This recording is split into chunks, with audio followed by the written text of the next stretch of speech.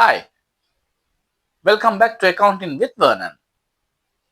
Today, for the Edexcel specification, Unit 2, the Corporate and Management Accounting module, we have been so far discussing about the limited companies chapter.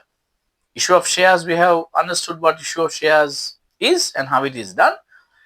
Then we added about the bonus issue and the rights issue of shares. I have done the journals and I have shown you how to post the transaction in the ledgers.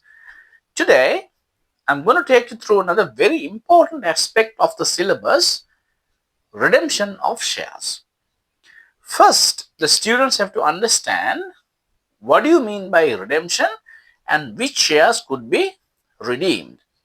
So when a company in its articles, when they define how their capital structure is made up of, in that capital structure, there could be redeemable preference shares or redeemable ordinary shares, right? So a company can have different capital components. There could be redeemable ordinary shares, there could be redeemable preference shares. Now these shares, when you see the word redeemable, it means that at a certain time of the time period to come, the company has to redeem these shares again. So redeeming means the company has to buy these shares back. Does it look funny? The company has issued the shares and now the company is buying back these shares. That's a short-term capital component.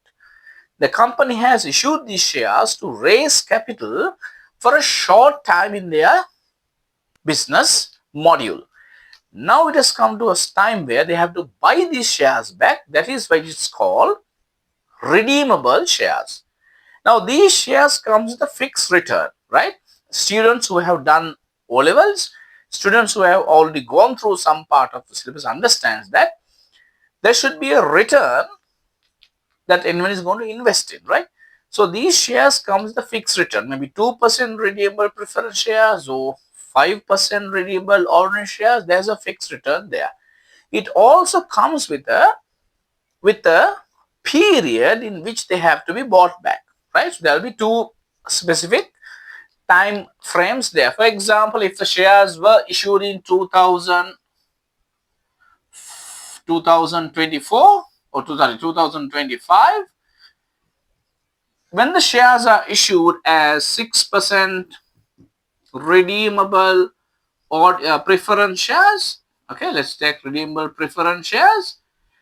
It should be mentioned 2026, 2028. Now, what does this indicate? This indicates that the company has to buy the shares back at the earliest of 2026 and the latest at 2028. So, the earliest and the latest is there, which gives the investors an idea when they are going to get their money back. Is it clear? So redeemable preference shares are issued with a time period when the company is going to buy these shares back. There's an earliest date, there's a latest date. So basically, we have to look at now what does the company's act says to do and how do we record these transactions in our books. When we look at the transactions, it is very important to understand there are three very key areas in this lesson. Okay, there are critical points where students do have difficulties in understanding the theory. They do have difficulties when looking at the past paper questions and trying to interpret what is wanted and getting the answers correctly. So I look at this in three areas. Number one, right? The first thing that I have to look at is there a share premium? Is there a share premium? So is there a share premium on the redemption? Is there a share premium on the redemption? Then I look at, is there a fresh issue of shares? Then I look at is there a fresh issue of shares? Is there a fresh issue of shares? Is there a share premium on redemption? Is there a fresh issue of shares? Third one, I will look at this premium. Is it the same? Is it the same on redemption? Is it the same on redemption? Does it equal the same premium on the issue? Does it equal the same premium on the issue? So on the redemption of shares, look at three very important areas. One is the share premium. I will relate that to the redemption premium, whether it is the same as the issued premium, and the fresh issue of shares. The Companies Act is telling us if the shares are redeemed or if the shares are bought back without a fresh issue of shares, we do have a question with us. What's the question? The question is, if the company is going to redeem the share without a fresh issue of shares, you are creating a problem in your liquidity where you are having a problem of paying your trade payables when it is due. Okay. So therefore, the Companies Act is asking us, if you are going to redeem these shares without a fresh issue of shares, if you are going to redeem these shares without a fresh issue of shares, you do have to create a capital redemption reserve, CRR. You have to create a capital redemption reserve. Why? Because you are going to redeem the shares, you're going to buy back the shares from the existing cash resources in the business, in the company, which is going to restrict your ability to pay the trade payables in case you have to do it in future, right? Therefore, they say no fresh issue of shares, create a CRR, a capital redemption reserve, for how much? Equal to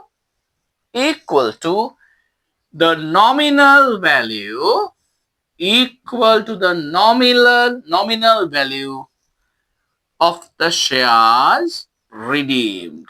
You create a CRR equal to the nominal value of the shares redeemed. Is it clear? Very simple. Redeemable shares, maybe preference, maybe ordinary, are going to be bought back by the company. So you have to look at whether there was a share premium of it. If there was a share premium, what was it on the redemption and what was it on the issue? Then there's an adjustment there that we have to do. Is there a fresh issue? If there was no fresh issue, then you have to create a CRR.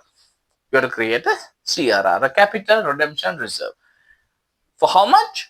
For an amount equal to the nominal value of the shares redeemed. That's all that worries you in a capital redemption reserve creation and also on a share redemption, right? So it's very short to understand. Accounting with Vernon. If you have not subscribed me so far, please do subscribe me. Please share it with others. Like it, and also comment on it for you to get better contents in future.